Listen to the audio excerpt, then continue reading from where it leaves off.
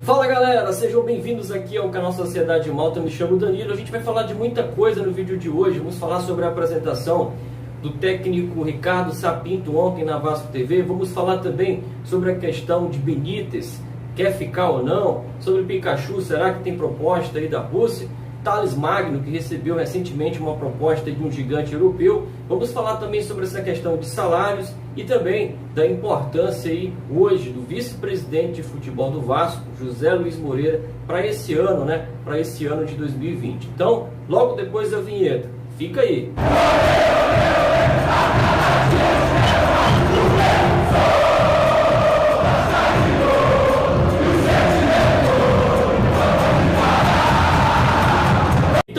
Para começar o vídeo de hoje, vamos falar sobre essa situação atual do elenco do Vasco. Vamos falar primeiro sobre Martim Benítez, esse argentino que conquistou a torcida do Vasco, é um dos jogadores mais importantes da atual temporada, está por empréstimo no Vasco e já manifestou, deu declarações em entrevista ao portal GE, Globo Esporte, que quer ficar no Vasco, está feliz, já declarou isso para a diretoria do Vasco.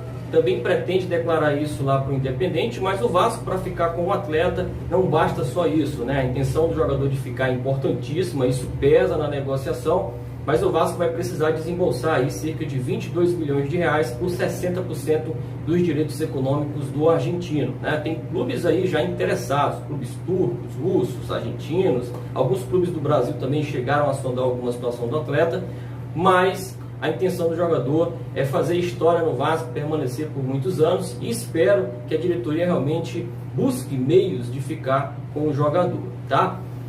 Por falar em atleta, a gente também teve aí a notícia essa semana, rodando aí na internet, né, de que Pikachu estaria de saída e o destino pode ser o futebol russo. Jogador que esteve aí recentemente com uma proposta aí de cerca de 2 milhões de euros.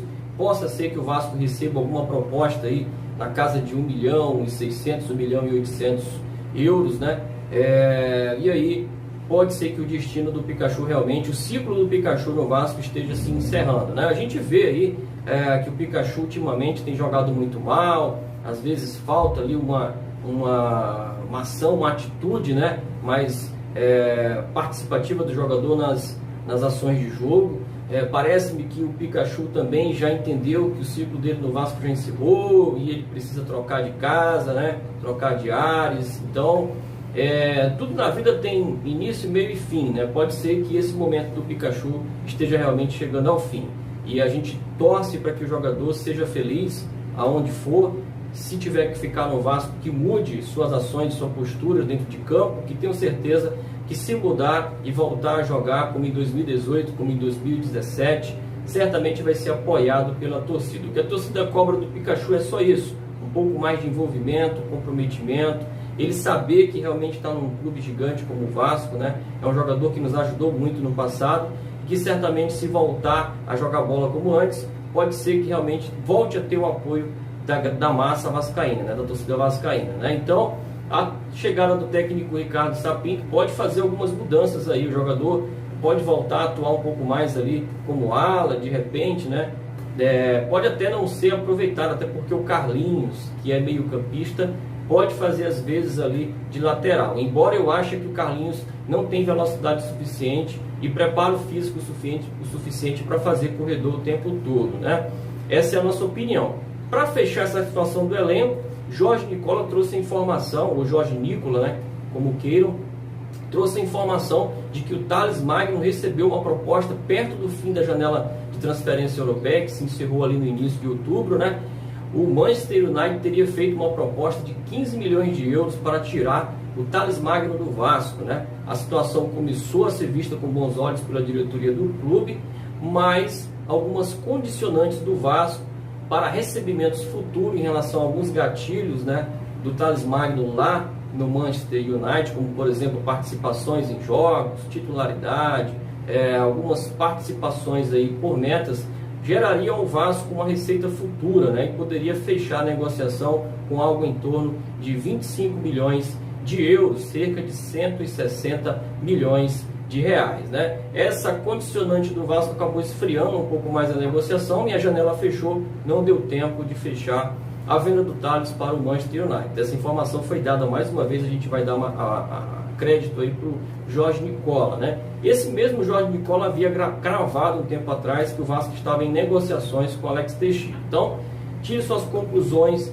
aí sobre essa informação, né? Passando para a próxima notícia, a gente vai falar sobre essa situação do salário, né? O Campelo havia dito no canal Machão da Gama que os salários deveriam ser pagos aí até no máximo sexta-feira ou se não fossem pagos na sexta-feira, segunda ou terça dessa semana que vem. Sexta já chegou, foi ontem, né? Até ontem não se viu nada em relação a salários, nem de atletas e nem de funcionários, e a gente vai aguardar até a terça-feira da semana que vem para saber se de fato a diretoria vai cumprir com essa promessa dada lá no canal do Machão da Gama, beleza? Vamos falar agora sobre a situação importantíssima aí de ontem, registrada pela Vasco TV, a chegada de um técnico que já movimentou aí a mídia, né? O Vasco passou a ser falado tanto no cenário nacional como internacional.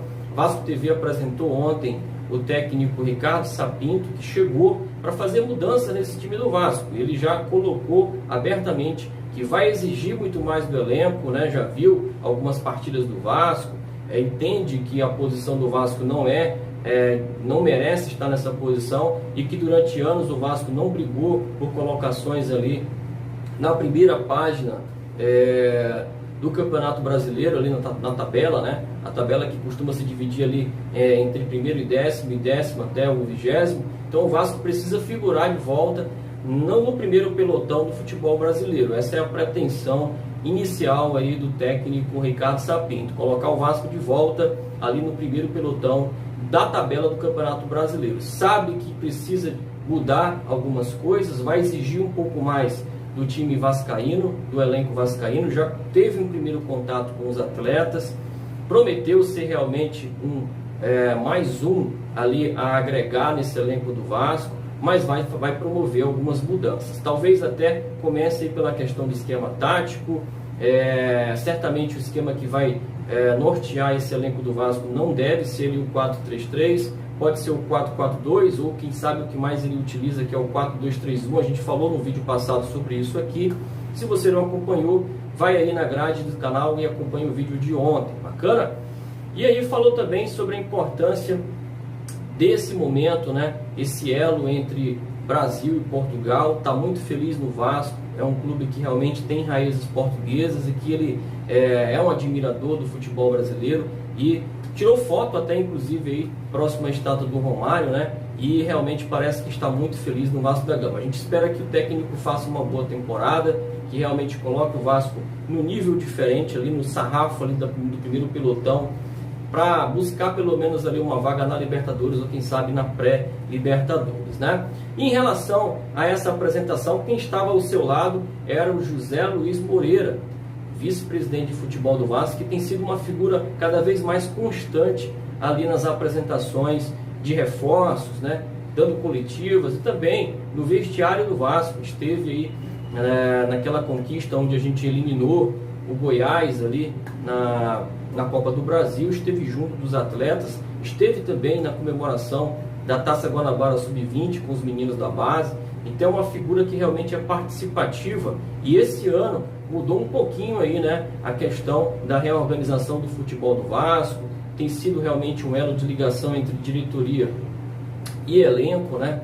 Então é importante frisar que o trabalho que o José Luiz Moreira tem feito esse ano tem sido de certa forma relevante, né? Ele que esteve no Vasco na última em 2, 3 passagens ali tá na terceira passagem, melhor falando, né?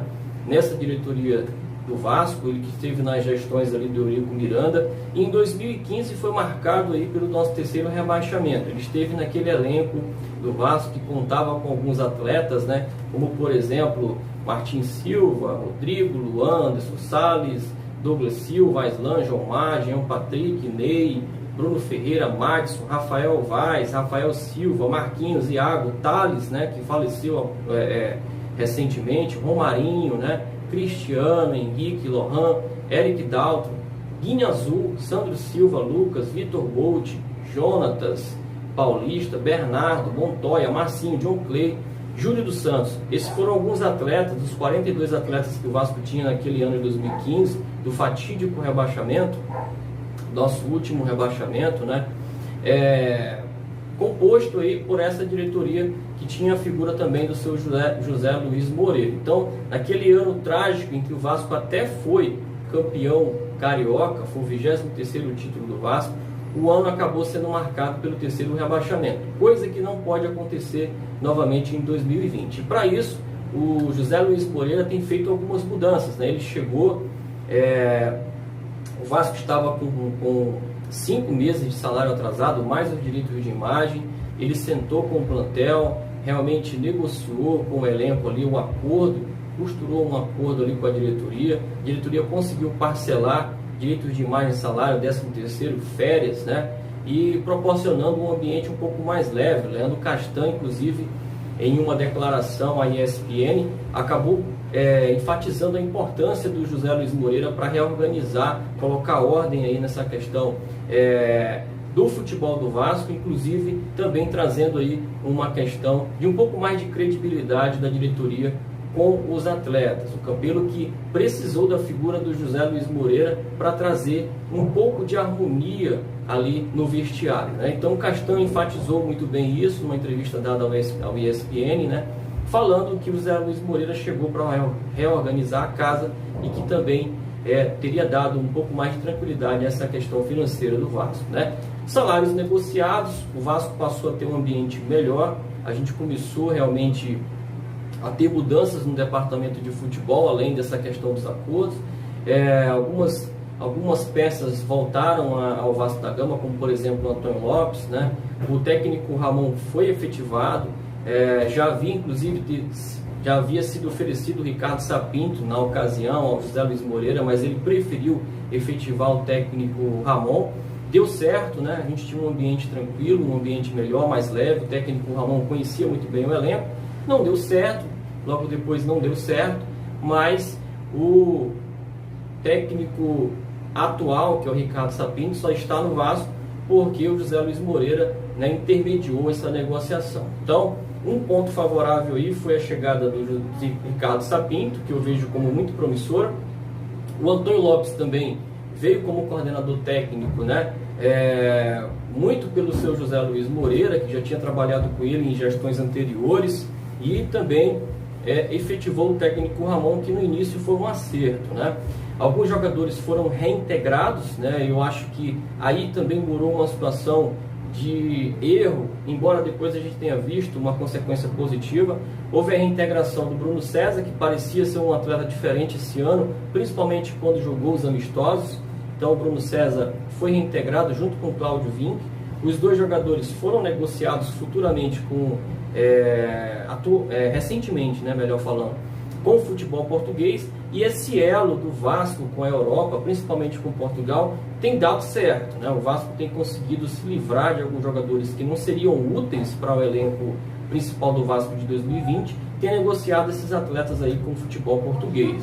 Aconteceu com o Cláudio Vinck, aconteceu com o Bruno César, quase acontecia com o Rafael Galhardo, mas acabou em litígio, ele que está processando o Vasco.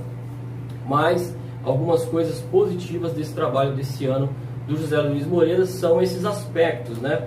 Outro aspecto interessante do José Luiz Moreira é a reorganização também no aspecto do departamento de futebol do Vasco, né? Houve até aí uma questão de rusga, de atrito, porque nessa reorganização, enxugando custos, né, do futebol do Vasco desse ano, uma das situações era não renovar o contrato do André Mazzuco, né? Mas o Campelo ali bancou o André Mazzuco, e aí essa situação entre manter ou não o André Mazzuco teria de fato sido um dos atritos ali do José Luiz Moreira com o Campelo. Mas parece que está tudo bem, o José Luiz Moreira continua tocando aí o futebol do Vasco. A gente tem visto até um pouco menos a participação do André Mazzuco em coletivas, entrevistas, né? Fica aí a sua análise e opinião para saber se realmente o José Luiz Moreira é o homem forte do futebol do Vasco desse ano, né? Acho que foi importante a sua chegada para reorganizar a casa, trazer alguns reforços, né? Ele que certamente foi um dos homens aí responsáveis pela chegada de Carlinhos, né, do Borges, né, também Guilherme Parede, que esteve lá na Argentina, com apoio aí do André Mazzuco, mas a gente tem visto muito menos o Campelo nas entrevistas, nas coletivas, e também o André Mazzuco aí nas coletivas e entrevistas do Vasco da Gama. Então, fica aí a nossa observação. Se você gostou, esse foi o vídeo de hoje. Então, fica com Deus e até mais.